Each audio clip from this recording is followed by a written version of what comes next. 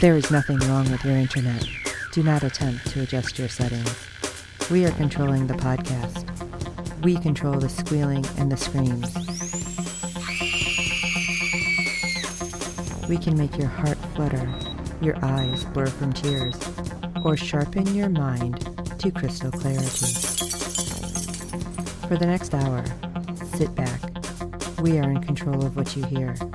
We repeat, there is nothing wrong with your settings. You are about to experience the awe and mystery known as the female mind. You are now entering the Fangirl Zone. Welcome to the Star Power Podcast on the Fangirl Zone, a podcast where we discuss Stargirl on the CW channel. I'm Steve. I'm Cosmic Staff Dave. And I'm Shawn Fangirl S. And today we'll be discussing episode 3 of season 2 of Stargirl. Well, that was quite an interesting episode. Dave, your initial reactions? Yeah, I liked it. Well, I like them all. I get a few theories on how this is going to work out. I noticed seemed to be a theme here, the old bench theme. Who gets benched, it goes through the entire episode. Right. Benching yourself, being benched by somebody else, and then, seeing if you're going to be benched again or somebody new. Yeah, I don't know. I give it 4 out of 5 park benches. Shawn? I liked it, but I wasn't like, oh my God, this is great. Mostly because I'm still trying to wrap my mind around Thunderbolt because he seemed kind of like a jackass. So I think it's just going to take me a minute to realize, because when he had that talk, I was like, oh, wow, okay. So that makes more sense. But yeah, for most of it, I'm just like, what? So I say yes, but I'm not like, yes. So. Yep. I guess he just needs the right person. Right. Oh, absolutely. Sorry, Mike. Yeah, you are not it. Yeah. Yeah, I enjoyed the episode. And like Dave said, the theme throughout the episode was how to deal with being left out. And of course, Pat was the first one to experience being put on the bench and not being part of the team. And now Mike is going through the same thing. And yeah, we do kind of get a brief touch towards the end where Pat and Barbara are kind of discussing that, but we don't really see the connection yet where Pat's really identifying with what Mike is going through. And I think that's going to be key going forward. If that doesn't happen, then Cindy's got a chance. Yeah. I just kept feeling, though, like he was doing a typical dad thing, like just trying to keep him safe, keep his son safe. Yes. Which I get. But then even at the end, the very last scene, I was like, wait, what? So there was just some question marks, which we'll get to, of course. Oh, absolutely. I got my tinfoil ready. All right, Dave. Episode 3, Summer School, Chapter 3. After getting a taste of superhero life, Mike pleads with Pat to let him join the team. Elsewhere, after seeking help from Thunderbolt, the JSA prepare for a confrontation with the Shade. Just FYI, Dave, I have a whole new roll of tinfoil, so when it happens for me, I'll be ready. Okay. I always keep a jumbo roll. That is, should I buy a regular roll? Nope. So we open with a flashback to 11 years ago during Christmas time. Sounds familiar? This is right before the original JSA was killed off by the Injustice Society, and Johnny Thunderbolt has been benched along with Pat. While Pat understands this a bit, Johnny feels like the team's quote-unquote charity case, despite having one of the most powerful abilities. But as we've seen, things kind of can go awry. However, this changes when the original Wildcat comes in, warning them that the Injustice Society has Solomon Grundy. Oh, great. While Johnny's invited back into the fight, only JSA members are on call, so this does not include sidekicks. Sorry, Pat, you're still on the sidelines. Plus, Wildcat points out that Pat has a kid and he needs to stay safe for him. But I thought we had learned that almost all of them had kids. Yeah. So Pat's the only one that they knew had kids? Because that's mentioned at some point in this episode too, right? Or was that last episode? I'm getting my episode confused. You're talking about the legacies? Yeah. Okay, that was last episode, right? Yeah. Well, let's see. Our man had to change. You should know he has a kid, right? Even though that he had a different name. Yeah, he gave him to his cruel brother or brother-in-law or something like that. Yeah. Jerk. So I think that was a secret, even from the JSA. Yes. So they really did keep their kid's secret. And somehow everybody knew about Pat's kid, though. Yeah, I know. Dumb sidekick. Next time, secret. Yeah, I think they were just trying to keep him out of harm's way because Wildcat didn't sound real positive about taking the ISA down. Yeah, was that the first time we saw Johnny Thunder? Did we see him? No, I think this is the first time we've seen Johnny Thunder. Wow. I thought all we seen was like the top of his head, basically, as he got pulled away by the shade. No, that was Dr. Midnight. Yeah, that was Dr. Midnight. Oh. That would have been cool, though. Yes. Trying to hide in that stupid suit. Who wears a bright green suit to battle? Exactly. So back in the modern day, Mike is on his paper route. The one he hates like crazy because he's just tossing papers left and right. And a group of bullies stop him and harass him. I'm so surprised. Yeah. After returning home and continuing to be kept out of the JSA loop, Mike gets a call from his boss, having to go back out and deliver some more papers. Pen doesn't work, so he goes into Courtney's room and grabs the pink one. Oh no, to jot down his new houses to redeliver papers to. Yeah. What are the odds? Yeah. I want to know how he has extra papers. I'm sorry. Anybody who's delivered papers knows that Yeah. you don't have extra, and they're there like at the crack of dawn. So this just seemed weird. Well, it's just an extra customer, maybe not a shortage of papers. So while on the route, he sees the words "so cool" plastered all around him.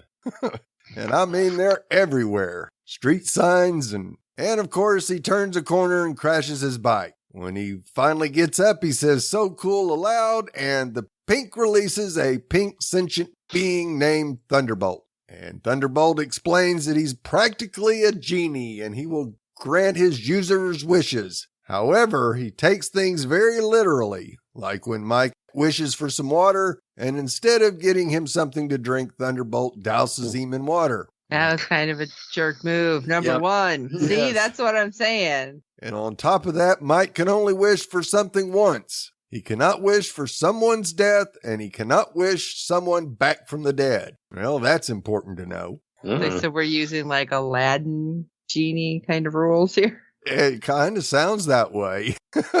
You've got to be very specific what you wish for. Can't you just wish for someone to be trapped under a boulder Yeah. for the rest of their life? So while Mike learns about Thunderbolt's powers, the JSA are debriefed about the Shade's abilities by Pat, learning he may be ageless, can control shadows, and travels through darkness. Pat also discloses that the Shade killed Dr. Midnight, and Beth insists they bring him to justice. While the JSA talk about the Shade, Barbara comes face to face with the Shade while she goes through William Zarek's things. He's looking for a box with audience's nose held Eclipso, but Barbara's not willing to give it up. Good for you, Barbara. The lights go out, and the Shade steals the box from her. That was kind of freaky, because if you're ever in like a darkish room and somebody just kind of walks in and you're not expecting them, Do you think it contain the menace of a possible R word? Not that it would go there in this show, but being attacked. Right. Oh. That R word. Yeah, I don't think they'll go that far in this show. No, I don't think so either, but that menace was there, right? Oh, yeah, absolutely. Yeah, I wasn't sure Barbara was going to get out of there in one piece. Yikes. Yeah. Yeah, I'm just thinking, great, they're going to kill off a non-JSA member right away. It's going to be... Oh, God. I'm like, hoping Amy is smart and has a really good contract is basically what I'm wondering at this point. But hey, let's talk about Mike, because he is eager to test out his new powers. He finds the bullies targeting who? A Girl Scout. Now, first of all, that girl would have probably been like, no, hold on. I'm going to tie you down because I've learned 12,000 different types of knots now. So they just menace. It's just another man menacing women again. Wow. Yeah. That's and weird. I'm looking at him, and she's a younger girl. So I'm saying she's probably, based by what she was wearing, supposed to be fourth grade. Yeah. Third to fourth grade. I didn't catch, I think the sash was brown. But those kids are like, what, high school kids? Or at least eighth grade? Yeah, absolutely. Weird. High school kids, and she's probably 8. and they're going to steal her cookies. And what was it? None of those shortbread cookies. I'm like, Yeah. You do not start talking about trefoils. All right. Because the rest of the troop's going to come and stomp you. That's all I'm saying. Yeah. Okay. Going beyond Girl Scout cookies now. But I was watching this and I was just getting so angry. I'm like, what kind of jerks do this? Mm-hmm. So Mike, of course, wishes that they would stop. And Thunderbolt's like, oh, I gotcha. But he literally dropped stop signs that keep getting slightly bigger. Right. In front of them and all around them. And Mike tells them, wait. You need to cut it out. He's like, I can't until they stop. Right. Like, oh, God. This is like quite literal. But I thought he was going to like freeze them or something. Right. But the whole stop sign thing, that was horrible. But in the midst of all this happening, Yolanda and Courtney start hearing a commotion as they're walking along and come around and see a stop sign drop into a car. But they didn't stop the guys because didn't one of them run off? Yeah. They all ended up running off, but I was kind of surprised one didn't fall on one of the kids and just take him out right then and there. Yeah. But as everything's going on, Mike's like, hey, guess who's the newest member of the JSA? Yeah. He's all happy, and I'm watching this going, this isn't going to turn out well. No, because Pat immediately disapproves of this, telling Courtney she should have never brought the pen out of storage, but she reminds him that he should have been more upfront about what the pen was. She should not have been a little whiny kid. Right. I'm going to take everything. I don't care. And Pat then demands Mike give him the pen. However, every time he tries to, the pen returns to Mike. That was awesome. So finally, Pat demands Mike summon Thunderbolt so they can talk. And once it's just the two of them, Thunderbolt explains how Johnny wished that Thunderbolt would go to someone who deserves him, and that he works best for someone like himself. Hence why he chose Mike, who's been feeling left out. Take the hint, Pat. Oh, yeah. I was actually like a little choked up when he's like, yeah, his last wish was that I find another friend. I'm like, oh, that's rough. He will. And then when he explains about how Mike's feeling all alone and left out, it's like, oh, this is just twisting the knife. Yep. You know Pat had to feel horrible with that. He should have at least. Well, while Pat doesn't want Mike on the team, the rest of the JSA vote for him in, so since they've all been in his position. Together, they come up with a perfect wish to locate the Shade without Thunderbolt misinterpreting them. It works, and the JSA go to capture him as Pat plans to lock him in Barbara's tanning bed. However, it also cures COVID, but let's not get into Hope politics. they're giving him sunscreen. Yeah. However, Pat decides Mike should stay back to be safe. Oh, yeah, he handed that down. Despite this, Mike tries to come up with his own wish to help them even more. Yeah. That was a freaking essay. Yes. I'm glad they had a whiteboard. I know. That was insane. I mean, yeah, they filled up that entire whiteboard for one wish. And Mike's like, I got this. It's like, no, Mike, no. It took all of you. Yeah, and they only read about 2 sentences of it out of the whole whiteboard. And then they get shown that the Shade's at Zarek's house. It took me a minute to realize who Zarek was. Thankfully, they explained it because I was like, oh. But when they head over to Zarek's house, he appeared to have been waiting. Like he knew they were coming. He's just chilling at the dining room table. He's not there to be confrontational. But Pat was like, wait a second, this is weird. Because he has tea and he's got everything placed out. And he's like, let's have a conversation. Didn't that remind you of Alice in Wonderland, though? Tea party. Oh, yes. Hell yes. Yeah. I'm like, if a mouse pops up and asks why a raven's like a writing desk, I'm going to be like, what's going on here? But the Shade is like, let's just talk about this for a minute. And Pat finally has everybody sit down. And I'm sitting there going, this is a smart move. And of course, everything's coming to mind. Don't drink that. Don't eat that. What if it's poison? Right. But the JSA is, I think, more along my lines of thinking, except Courtney, who's like, let's beat him up. But they believe that the Shade is just as bad as the Injustice Society. And he reveals, I only worked for them because our interests aligned shortly. Because I didn't like Ice Skull. He was like kind of crazy. But the only thing worse than someone trying to take over the world is someone trying to save it. And he says that and he kind of smirks at them. Right. I was like, oh, okay. But he also claims that Beth doesn't know what she's talking about when she proclaims that he killed Dr. Midnight. Yeah, and now I'm starting to wonder. That's my tinfoil hat theory. I'll save it for the end of Yes, your absolutely. section. Oh, I was like, absolutely. Because I was starting to scratch my head and I feel like I have to go back to season 1. But according to the Shade, he has no evil plans for Blue Valley. As long as the JSA stays out of his way, there'll be no problem. And I'm like, oh yeah, that sounds like totally up and up. And Courtney, of course, keeps questioning him because Courtney is Courtney. At least she's not throwing the staff at him. And the Shade insists, I'm not being coy. I'm simply keeping the information from you for your own good. And I'll think it again. Very condescending, though. I just wanted to point out Courtney's arrogance at the beginning of the episode, too. Like her whole told ya. Told ya. Right, yeah.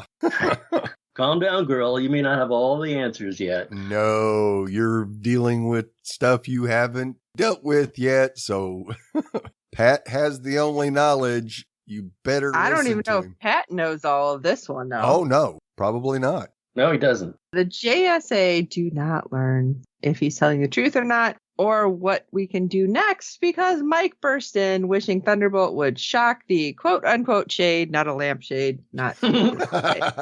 And while Thunderbolt obeys, saying, what do we say, gotcha, buddy, the Shade easily beats him back. I thought it was going to kill him. Right. Well, both Mike and the Thunderbolt. I was like, holy crap, what's happening? What happened? I mean, stronger than Green Lantern. Yeah. I was, she just kind of wandered off. But the Shade's powers pretty much takes everybody down from the JSA. And the only thing he couldn't grab, not really, was the staff because, well, it was emitting light. And the Shade escapes looking kind of ticked off. I think he almost hissed. And the JSA was looking for him for a bit while Yolanda checks on Mike and asking if he feels bad about killing Icicle in season 1. That's after he was actually up and moving and they were outside. And I was kind of upset that she went this route, but I'll explain why.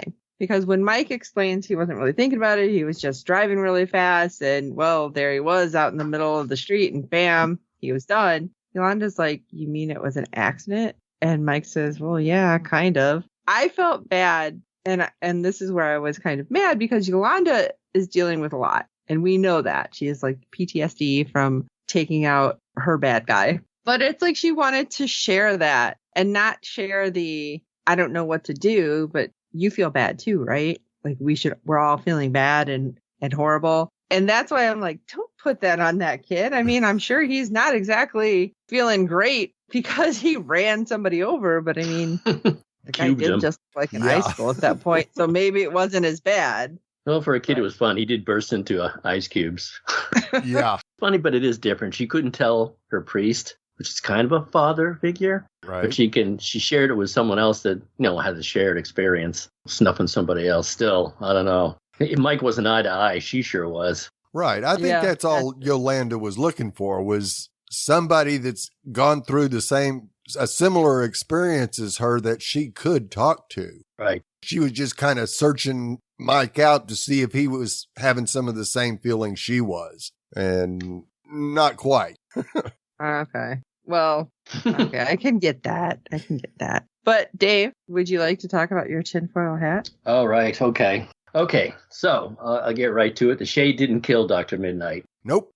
He did drag him away, as we saw. Yep. And the big clue to all of that was at the very end, which I guess it's part of my part. I'll get to at the end. Right. And he's standing on the town hall clock, and he says he's going to kill those kids. And I'm like, wow, he's worried about the kids. Right. Yeah, that's what I was really scratching my head about. Get there. So that's when I thought, oh, he didn't kill Dr. Midnight. He dragged him away to some, I don't know, transported him to the shadow world. I'll call it the shadow world. He saved him. And he's obviously afraid of Eclipso, and he's afraid for the kids, as we're going to learn, which to me, well, he's going to need obsidian to enter the shadow world to bring these guys back if they get that far. But at first, of course, Eclipso is going to ruin all this, or try to ruin all this. I don't know if Eclipso will capture Todd, because we know Jen's out there looking for Todd, who's Obsidian. And we know in the comics that Obsidian, the Shade, and Eclipso are all tied together, even with Alan Scott. And if my tinfoil hat theory comes true, he may not be able to get people out of this shadow world once he gets them in there. That's the Shade. But Obsidian can. He might be able to travel through the darkness back and forth and rescue everyone, but will Eclipso get to him first? Right. Oh my gosh. That's like very complicated. Well, that's comic books for you. Oh, yeah. And another theory going around is that Shade is a combination of both Dr. Midnight and himself, and that's why he wasn't so eager to attack the JSA and is concerned about keeping them from Eclipso. So it's basically the same as, similar to Dave's. This is interesting. You guys, oh my gosh. So much stuff, guys. I think you also wondered in the last episode, well, I had one of my tinfoil hat there. He says that Stargirl is the true daughter of Starman. He's just from another world, that's all. Right. She doesn't know, which means Barbara doesn't know she's from another world, too. Yeah. She'll find out. Oh, yeah. And I don't know whose jaw will be lowest on the floor, but it might be Pat. I think so. So back at the homestead, Pat and Barbara sit Mike down afterward to talk about what he did wrong. Courtney tries to have his back, especially since she made plenty of mistakes earlier in her career as Stargirl. Hold on. Made plenty as in past tense? Yeah, she's still making mistakes. Yeah. From her point of view, she's not. However, Mike understands where his parents are coming from. He then wishes Thunderbolt was in better hands, and his wish is granted, with the pen going elsewhere. Well, that was kind of a dumb move. Wow. Yeah. I guess if you're so used to saying something that you're not used, you don't even think about it. Right. Yep. That's exactly what Mike did. He wasn't thinking, and it just came out of his mouth, and then it went, oh no. And it went to the right kid, I believe. Another lonely boy. Yeah. Sister calling him a loser, mom threatening to have his dad call him. And now, was that one of Mike's friends that was talked about in season 1, right? Yep. Sure is. Jakeem. Yep. So once the kids are in for the night, Barbara reveals to Pat she learned what the box the Shade took had, as the inventory listed it as a prop diamond, but Pat knows this is actually Eclipso's diamond, and things just got worse for them. Oh, yeah. They don't realize that Shade doesn't have it, but Cindy does. Someone's going to figure it out. Oh, yeah. Well, wait, she doesn't mention that it was empty? I thought she did. No, I don't think so. Yeah, I don't think so either. Okay, so everybody's going to be thinking the wrong thing then, especially if she didn't mention it was empty. Right. Ay. So Pat isn't the only one aware of this threat. Beth is trying to get Chuck up and running again. After telling Rick about her parents' divorce, the goggles come back on. But they still do not recognize her. They warn Beth that they are in danger because Eclipso is here. The Shade also realizes this is true. But when he opens the box and sees no dime, he realizes that Eclipso is out. He will kill the children, so it's likely Eclipso will play a larger role in the upcoming episodes. Boy, I hope so. Yeah. So here's my question for you guys. Since the Shade had seen there was nothing in the box originally, and he still wanted the box, and then he feels the box, and he's like, oh, he's coming for him. Do you think from how he mentioned his interest aligned shortly, it was he wanted to get Eclipso and take him out of this realm? Like you said, into the shadow realm or something. So basically he would stop being the horrible person entity that he is. Yeah, or he had his own designs. Right, yeah. I believe he had his own designs for Eclipso, but it wouldn't have affected Blue Valley per se. Yeah, and it seemed legitimate to me that the kids are in trouble, and he realizes the kids are in trouble. Right. And I think that ties into cares? Yeah. Yeah, because you guys think he's like a combination. So. Yeah. Well, I don't think he's a combination, but I think he has a shared interest, and he said he only had a shared interest with the ISA. So who knows what his grand design is, but I think they know there's bigger trouble that he needs to stop. Right. And that he really did save Dr. Midnight. And hopefully this will bring Jen and Obsidian back and everything else. Right. And yeah, it's very possible that the Shade will end up teaming up with the JSA to stop Cindy and Eclipso. Yeah. Hopefully maybe in the last episode he'll, work with Obsidian after all the storm and drying and battles are over and say, I have a job for you. Come with me. Right. All right. Anything? Well, we have a season 3, so who knows? We sure do. Any other thoughts on this episode? Nope. All right. Well, we'd love to hear your thoughts on each and every episode this season. Our deadline for feedback is 6 p.m. Eastern every Friday during the season. You can send your feedback, be it email or audio, to contact us at fangirlzone.com. Please review and rate us on iTunes and any other platform you use for your podcast with good ratings and reviews. It helps the other fans of the show to find us. Tell your friends, and we hope you're enjoying our podcast. And don't forget to check out the other great Fangirl Zone podcasts. There's so many of them. So many. So just look for them. And if there's a problem, because we've noticed certain countries are having problems getting all of our episodes, please let us know so we can address that right away. But while you're at that and you're out in the interwebs, check out www.fangirlzone.com. You can hit our contacts page. It's so much easier to send us something directly if you don't want to use contact us for some reason. There's all of our emails and Twitter and Facebook and everything. And so for this episode of the Star Power Podcast, this is Steve. Well, turns out the girl who cried wolf was right after all. Damn it. This is Shawn Fangirl S, and don't mess with Girl Scout cookies. Ha. And this is Cosmic Staff Dave. And we need a little, violin or perhaps some piano music now, because it is time for Cosmic Staff Dave's Poetry Corner. What's that stench? It's called Sitting on the Bench. Just when you thought things were fine, you're riding the pine. You've been played for a fool, just a simple tool. From here, everything is not so cool.